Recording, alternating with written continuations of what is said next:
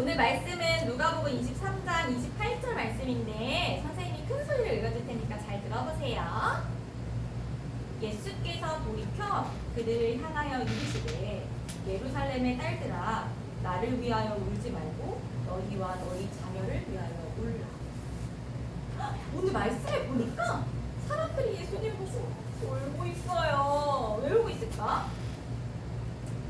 궁금하죠? 그런데 예수님은 또 뭐라고 말씀하시냐? 나를 위하여 울지 말고 너희와 너희 자녀를 위하여 울라 하고 말씀하고 계세요. 왜 이런 말씀을 하시는지 오늘 말씀 한번 잘 들으면서 생각해 보세요. 알았지요? 조금 이따가 나올 거야. 우리 랩런트들 누구의 자녀지요? 하나님 자녀. 맞아요. 하나님 자녀예요. 오직 예수 그리스도의 복음을 가지고 복음을 증거할 전도자예요. 그런데 이 사실을 자꾸 막 놓치고 다른 것을 붙잡으면 어떻게 되냐? 고통을 받고 재앙이 온대요. 그런데 성경 속에 이스라엘 백성들이 자꾸 이 그리스도의 복음을 놓치고 언약을 놓치고 이 그리스도의 복음을 전하지 않아서 고통받고 재앙이 오는 그런 게 성경 속에 나와요. 한번 잘 들어보세요. 옛날에요?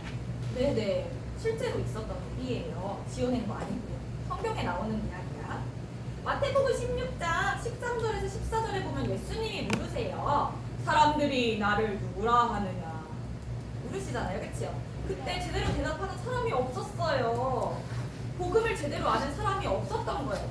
예수님이 그리스도인 걸 몰랐어요. 이스라엘 백성들이 이렇게 언약을 놓치니까 출애굽기에 어떻게 되었어요? 노예. 맞아요.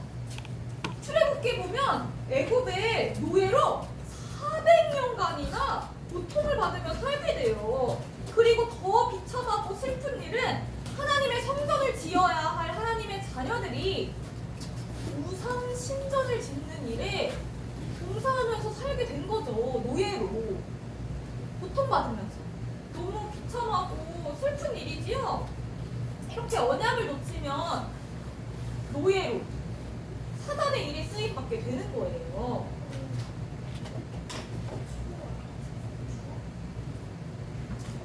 이렇게 하다 다시 언약을 회복했는데 또 언약을 또 놓쳐요. 아이고, 있네.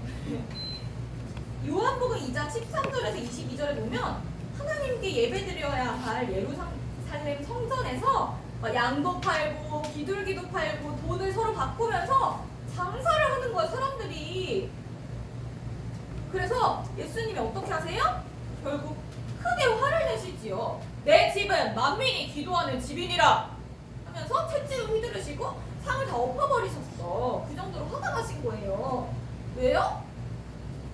기도하는 곳을 장사하는 집으로 만들었으니까요. 그치요? 성전은 하나님께 예배드려야 되고 우리가 그리스도의 언약을 더욱더 붙잡아야 하는 곳인데 그 언약을 다 놓친 거야.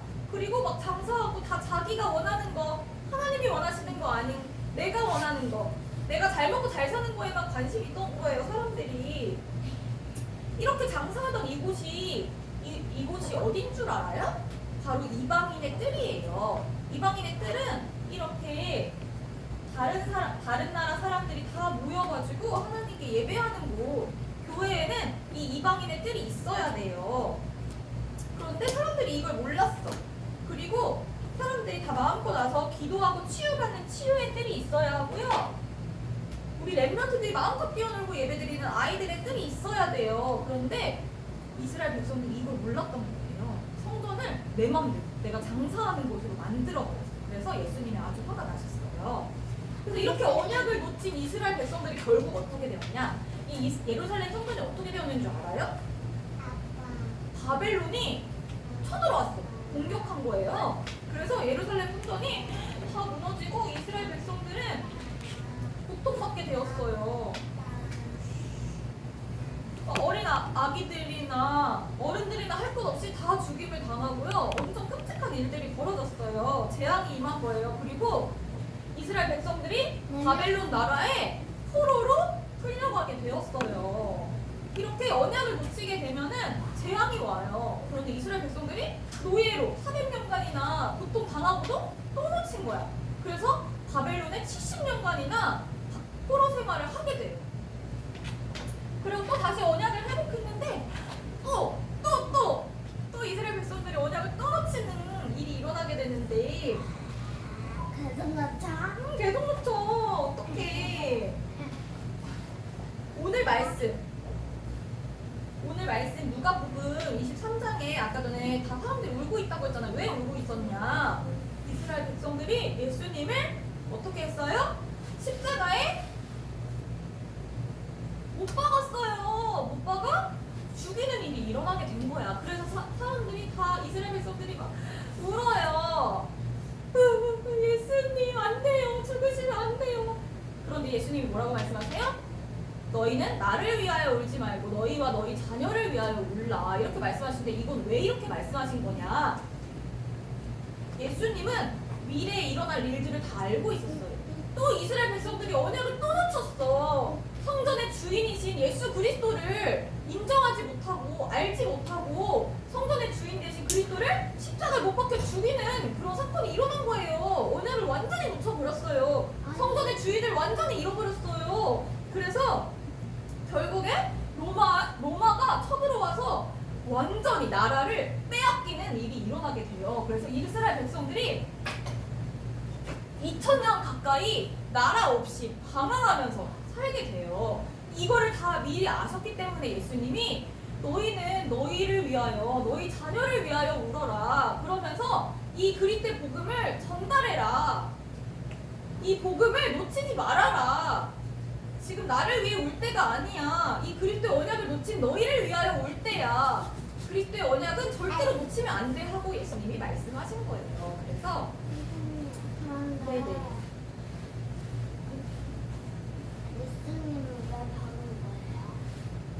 죄가 없는데 다 받았잖아. 왜냐면은 복음이 없기 때문에, 복음을 제대로 모르기 때문에 사탄이 다 주는 마음을 가진 거죠. 유대인들이 다 못 받았잖아. 예수님이 그리스도라고 했다는 그 이유로 신성 모독죄로 하나님이신데 예수님이, 그치요? 그래서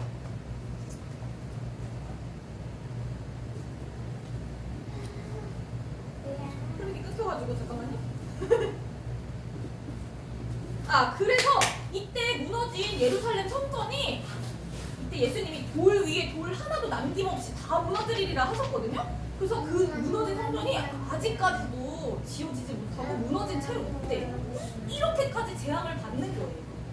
알겠어요? 복음을 놓치면. 그럼 우리는 어떻게 해야 될까? 복음을 놓치면 될까요? 안 될까요? 안 돼요. 절대 안 되겠죠. 이 그리스도 복음을 절대 놓치면 안 돼요. 또 그렇게 돼요. 언약을 놓치면 그렇죠. 노예되고 포로되고 속국된 이스라엘 백성처럼 되는 거예요.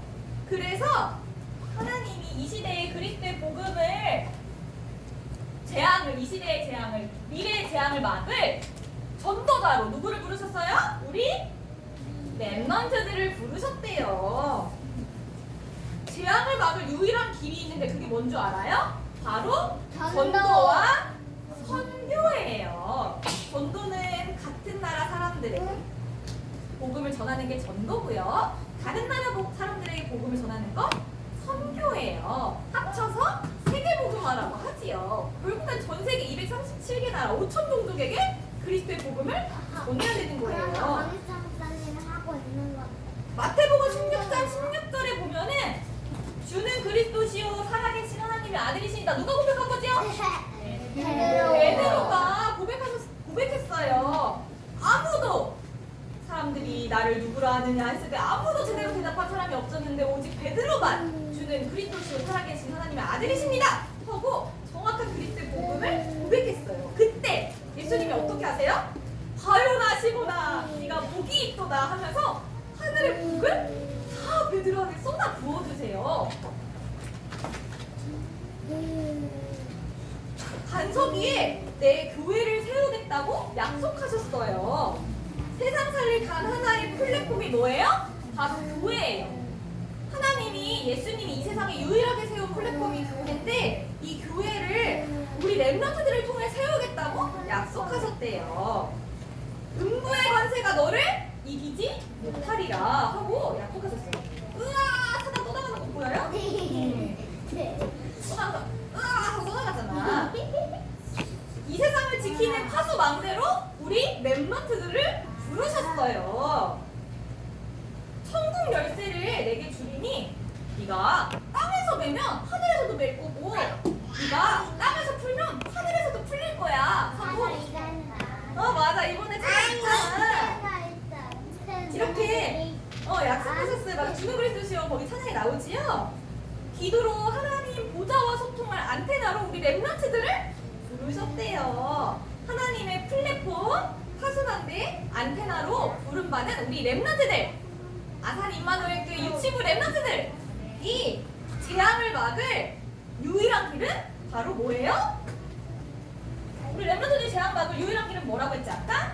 전도와 창조 세계복음. 맞아 이게 바로 세계복음화라고 했어요. 그래서 우리 랩런트들은 전 세계 237개 나라에 참 왕이요 참 제사장이요 참 선지자 대신 예수 그리스도의 복음을 전하는 플랫폼 파수망대 안테나래요. 이거를 꼭 기억해야 돼요. 알겠어요? 아까 이스라엘 백성들이 언약을 놓쳤을 때 어떻게 됐어요?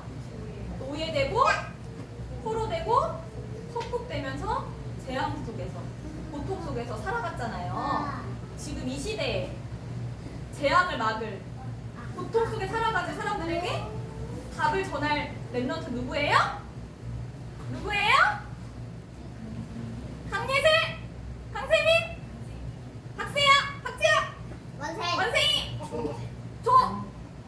세민, 만비. 그리고 이 자리에 오지 못한 우리 유치부 랩런트들이 바로 이 재앙을 막을 하나님의 플랫폼 파수망대 안테나예요.